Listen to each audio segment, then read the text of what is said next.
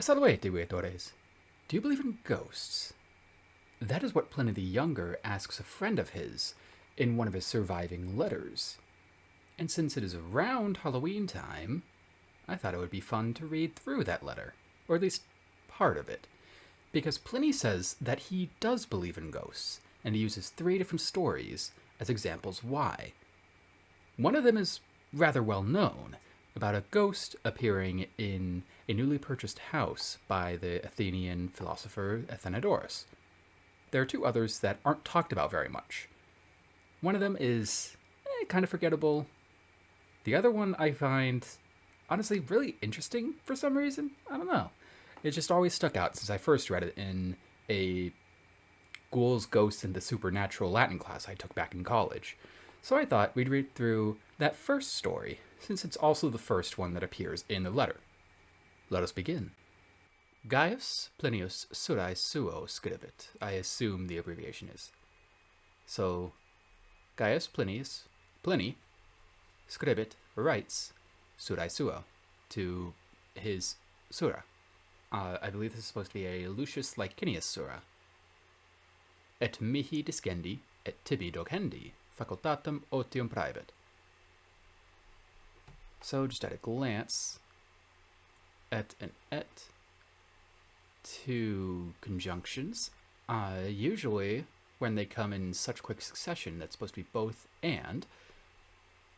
But let's get to our main parts of the sentence. Praebit is our verb. To offer or to present. Otium is our subject. Leisure. And facultatem is our object. That is chance, like not like a chance, not like chance or luck, but a chance or opportunity might be more apt. Discendi and docendi are both gerundives, and since gerundives decline in the second declension, well, they decline like adjectives. So since they are modifying facultatem, no, wait, I'm getting it mixed up. They are technically, so they're in the genitive case. So they're doing possession with facultatem, so an opportunity of learning and of teaching, but they're more so modifying mihi and tibi. What I mean to say is, discendi and docendi are technically relating to mihi and tibi, and that's Pliny and Sura. So they're being declined like a masculine adjective. So that's why they're declining in the second declension. Because it's leisure offers an opportunity, essentially both for both of learning for me and teaching for you. Leisure provides an opportunity of learning, well, both an opportunity of learning for me and an opportunity for teaching for you. Egetor, therefore, or I think what sounds better here is consequently, perquam velim scire. Consequently, velum is in the subjunctive from volo, to want. So I would like, or I would want. Really, I think I would like would sounds better. Perquam is an adverb. I don't know exactly what I want to do to mark up adverbs, but that's good enough for now. Like, just sort of intensifying the verb, like very much so. I would very much like scire, to know. That's an infinitive. I would very much like to know. And now, this is all an indirect statement, so all the verbs are going to be infinitives. So, esse phantasmata et habere propriam figuram numenque aliquod putes. an inania et vana ex metu nostro imaginem accipere. So putes is the main verb of this indirect statement. Really, the indirect statement happens because of the putes, not because of scire or velum. And that's also subjunctive. It kind of, well, not indirect statement, indirect question. And you gotta, so putes from puto is to judge or to consider, think, that kind of thing. So might you judge phantasmata, ghosts? This is from a Greek word. Esse to be or to exist, et and habere propriam figuram, and to have propria, a particular, figura, form. Like, do they look a particular way?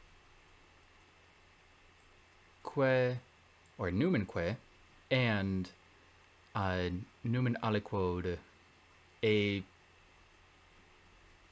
some, aliquod is some, numen is like divinity. Like, it literally means a nod, but it also like heavily implies some sort of divine something. So he's asking if you think, and you would, and yeah, it sounds better if you do insert that if or whether from at the beginning of this indirect question.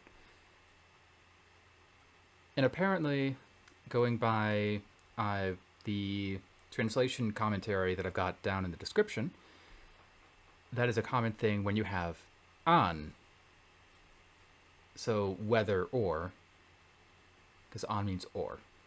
So whether you might consider ghosts to exist and to have a certain form and some divinity, an, or inania et vana ex metu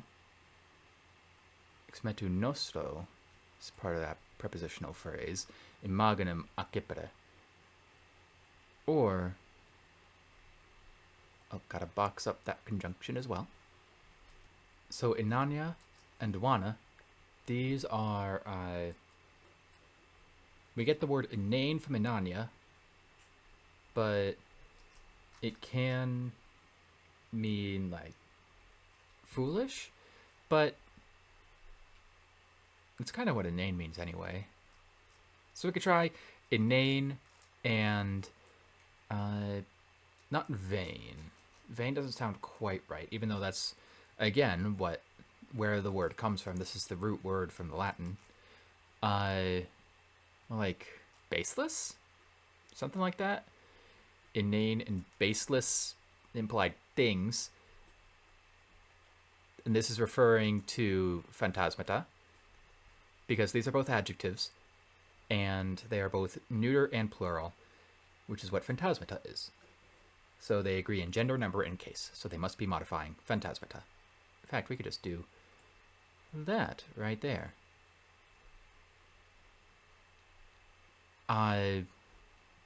Accipere, accepted or received, imaginem, into, oh wait, no. This is sort of like, I would think you might want like a comma there, maybe, because like, so whether they're this and this, or inane and baseless things, an image, or an image accepted or received ex metu nostro, from our fear or anxiety. because imaginem, they cannot be modified by inania and wana because this is not plural, so it does not match number. So I assume it's just sort of kind of its own thing within the same sentence. So for the whole sentence, consequently, I would very much like to know,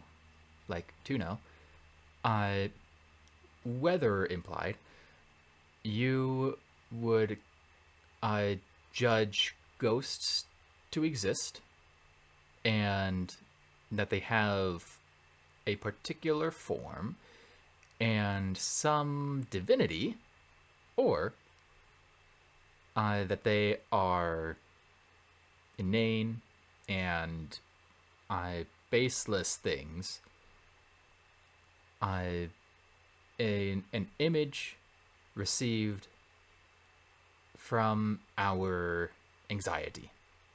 I'm sure it could be put in a better way, but for now, that's what I am going to go with. Ego ut esse credam in primis eo ducor. Also a verb. Quod audio accidisse curtio rufo. So ego is our subject, has to be in the nominative. Credam is first person singular, but in the subjunctive, so that's interesting. Ducor is first person singular, indicative, but in the passive. So credam is in the subjunctive because it's going with ut. So let's ignore this here for now. I, ducor, am led. Okay, we can't really ignore that. It goes right after the ducor. I am led so that I would believe it to be so. Or like they exist. That I am led so that I would believe they exist. In primis is it's a weird idiomatic thing. It's like first or foremost, primarily, or especially. Especially sounds best to me here. So I am led so that I believe they exist, or even if you wanted to put it a bit more colloquially, I am led to believe they exist. In primis, especially, eo, by that, quod, which, audio, I hear, accidisse, happened, or you could even put it literally, I hear to happen, or to have happened. Is that passive? Like, not passive. A present infinitive? No, it is a perfect infinitive. So, yeah, to have happened, curtio rufo, dative indirect object of accidisse, to Curtius Rufus. So I am led to believe they exist primarily by that which I hear happened to Curtius Rufus. Now it's interesting that a Curtius Rufus is mentioned here, because as a giant Alexander the Great fanboy, and for anyone else who knows or has read our primary sources of Alexander the Great, the only sources we have from the ancient world, which are still like hundreds of years after Alexander, you would know that one of our main Latin sources for Alexander the Great was written by a certain Quintus Curtius Rufus. Now, is this Curtius Rufus the same Curtius Rufus that wrote the history of Alexander? Nobody has any idea. It would be cool, but we don't know because we know next to nothing about the Curtius Rufus that wrote the history of Alexander. So, are they the same person? Maybe, but maybe not. I just think that's a cool tidbit especially if it's even true. Tenuis ad hoc et obscurus. So, that's an adverb. I need a better way to mark up adverbs. Tenuis et obscurus, both adjectives describing Curius Rufus. Tenuis is like skinny, lean, kind of meant to be like weak. And obscurus, exactly what it looks like, obscure. So, ad hoc, I like, if you know the two root words, ad hoc, to this. So, like, to this point, or at this point, weak and obscure. Basically, at the beginning of his career. Obtenenti Africam comes haeserat.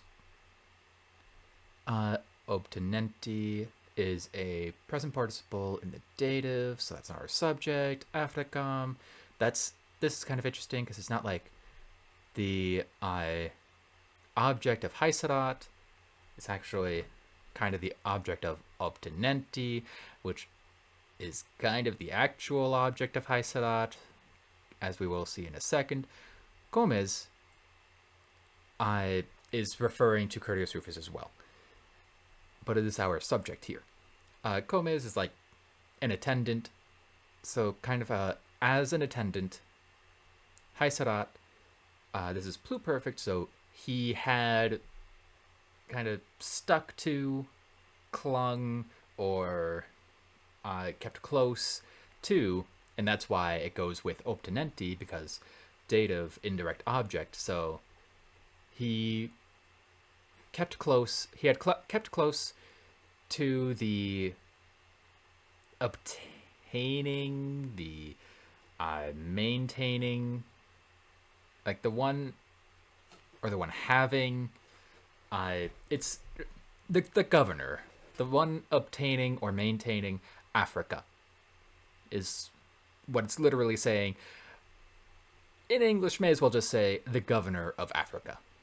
Even if that's not exactly what the Latin says, it just makes more sense and is more specific for our purposes. So, at that point, or at this point, a weak and obscure, as an attendant, he had kept close to the governor of Africa. Inclinato die, spateabator in Portugal. So, inclinato die, this is an ablative of time when. Both of them together, because die, day. So, at the day, or inclinato, is like at the change or bend, basically at the end of the day. There, like, I could interpret that if it's just like the bend. I'd see that either like at the end of the day or in the middle of the day, but looking at other uses of inclinato, it's meant to be the end of the day. Spatiabator, he was walking, taking a stroll in Portico, in the portico, in the colonnade, like a colonnade path. Offertor e mulieris figura humana grandior porciorque.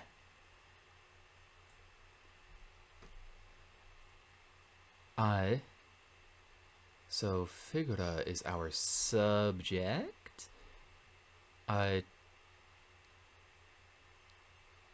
Yeah.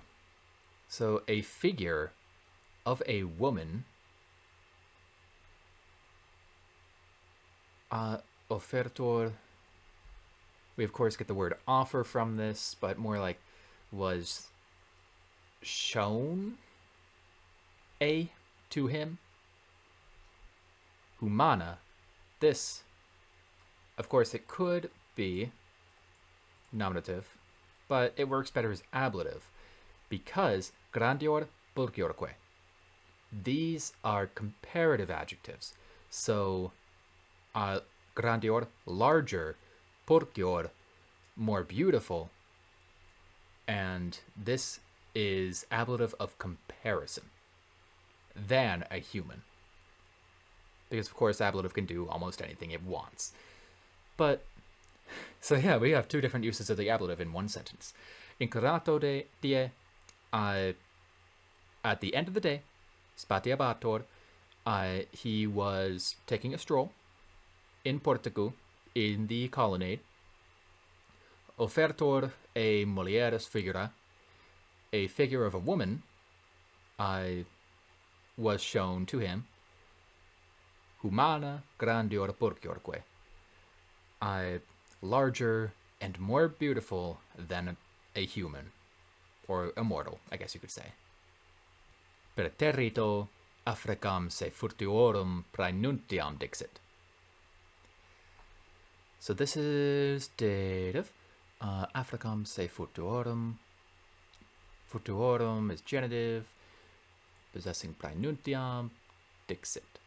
So dixit, she said, I'm assuming, we just assume there's an essay somewhere around here. Because I believe, say, for, like, she said, she, or also, dixit, she said, perterrito, to the terrified, the implied man, that she was Africa. Praenuntiam furtuorum. A foreteller of futures. And again, just like with adhoc, you can look at different parts of the word and be able to tell, at least be able to make an educated guess on what it means, even if you don't look it up. Praenuntiam, nuntio means to announce, and prae, like beforehand. So, announce beforehand, or predict, or foretell. Iterum enim. Oh, that's a terrible box. Close enough.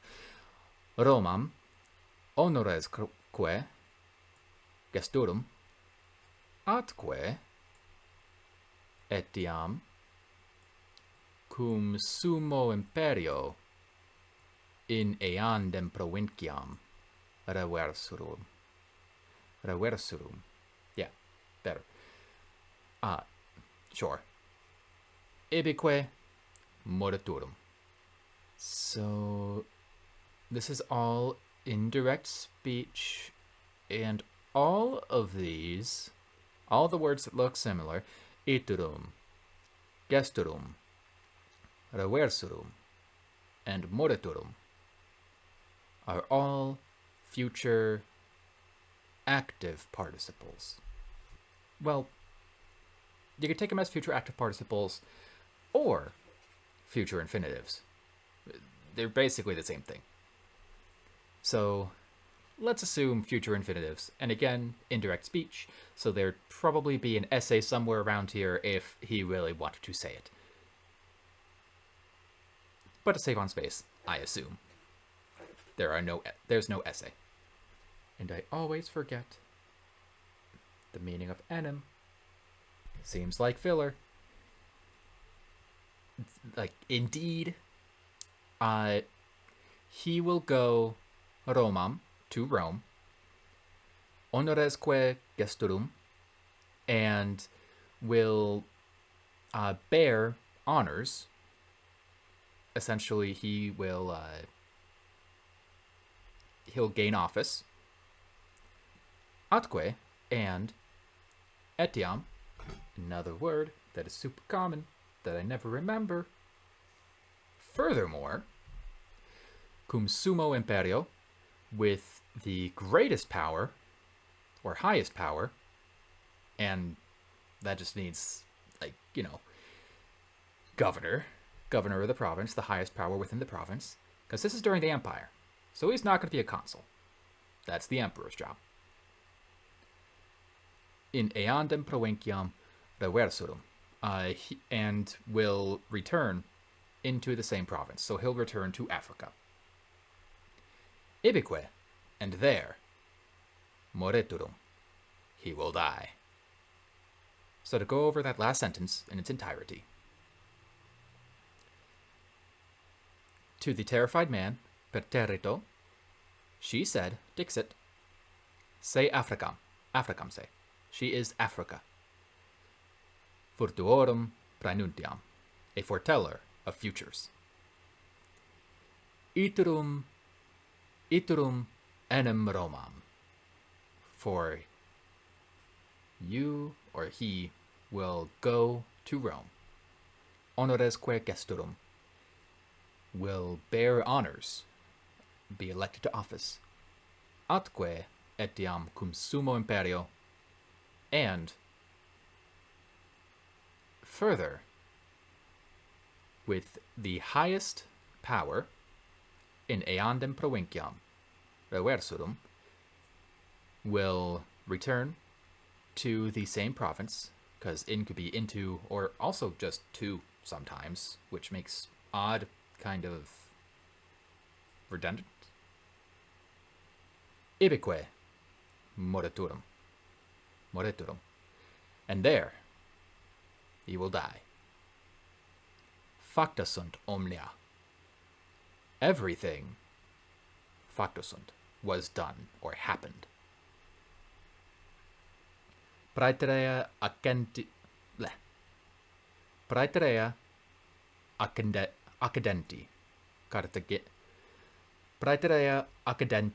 Carthaginem egredientique nave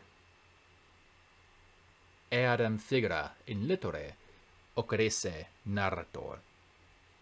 I read that very poorly, but I will have a full Latin reading later anyway. So praeterea, thereafter, accedenti and egredienti could be either dative or ablative. And in the translation notes, he says that they're dative, but I feel like they're better as ablative, and we'll see why. So, egredientique nave eadem figura, you are the subject, and eadem is actually also nominative. It doesn't look nominative. It looks like it should be dative, but it can be nominative. In fact, yeah. Oh, because it's formed from idem. And then, so like for the same, which we saw in eandem, you really just decline the first part of the word, the prefix before the dem.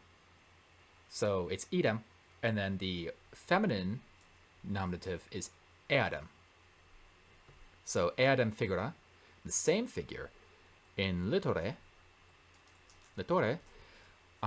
on the shore, occurrisse narrator.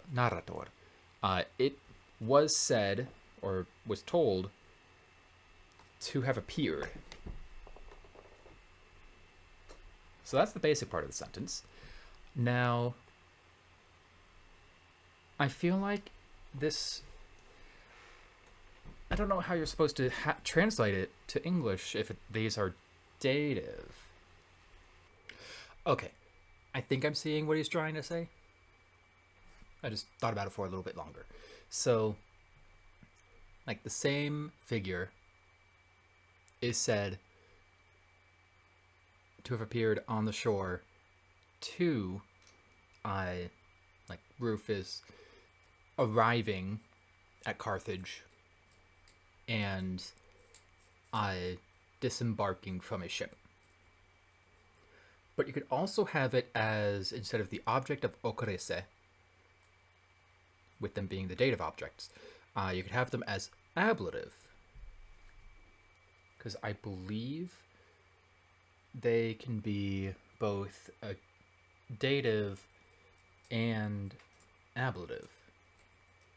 Yeah, they're either dative or ablative. So you could also have them as sort of like, I guess, ablative of time? Well, no. Kinda. Basically, when when he arrived in Carthage and disembarked from his ship, the same figure is said to have appeared on the shore. Either one technically works. So it's really up to you how you want to translate it. Personally, I think I like the latter, where they're ablative, especially because they come first. So that has you put it first in English as well. But again, either one works. So thereafter, when here, when arriving in Carthage, and when disembarking from his ship, the same figure is said to appear on the shore. Ipse certe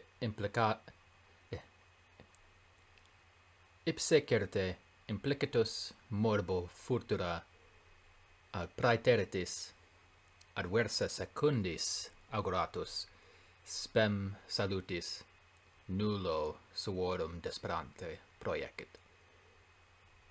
So ipse, he or he himself, certe, certainly, implicatus, literally like entangled, morbo, disease, with disease. So he certainly entangled with disease, futura praeteritis adversa secundis agoratus. So this bit, I had a lot of trouble getting straight in my head. But basically, these futura and adversa are the objects of auguratus, and praeteritis and secundis are ablatives. So,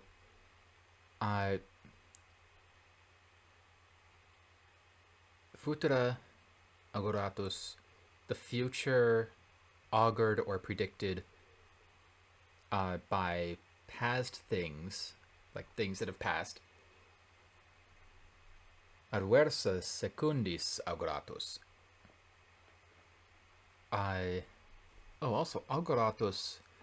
So that's described. It's a perfect passive participle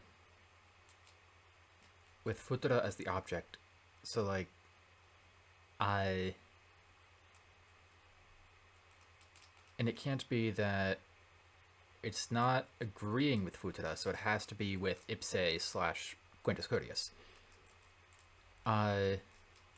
So kind of he predicted the future by past things. He predicted like the adversity or opposing something. It's weird to put into English just by trying to find the right words, really.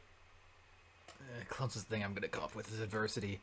By, like, following things. Like, I kind of get it. Like, he's assuming what's happening in the future by, what's happened before. And the current, what he's currently suffering from by the things that came after that. Meaning he knows what's going to happen because he was told what was going to happen. Like, he knows what's going to happen because of the prediction, and what things have already happened, he knows that the prediction is going to happen, so he knows what's going to happen after this as well. Does that make sense? I think it makes sense. Spem, hope, salutis, that's genitive with possession of spem, of like help. Nullo suorum desperante proyecit.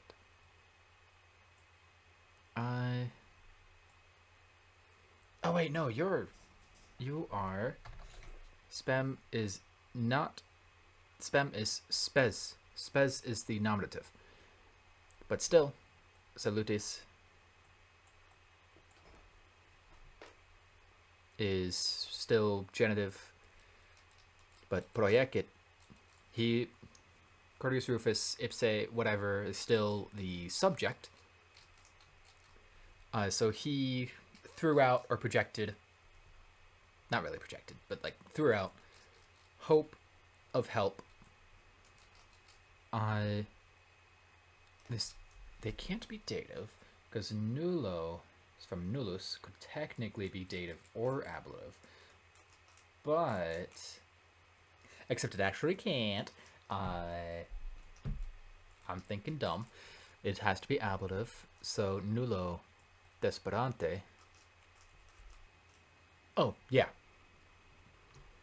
So he threw out hope of help with none suorum of his friends, family, people, whatever, despairing.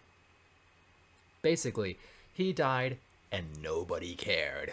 Nobody cared when he got sick. Poor guy. I mean, maybe. He was a Roman politician after all. They do not do very moral things usually. So for the whole sentence, he certainly entangled with disease, with illness, or just struck down by illness or whatever,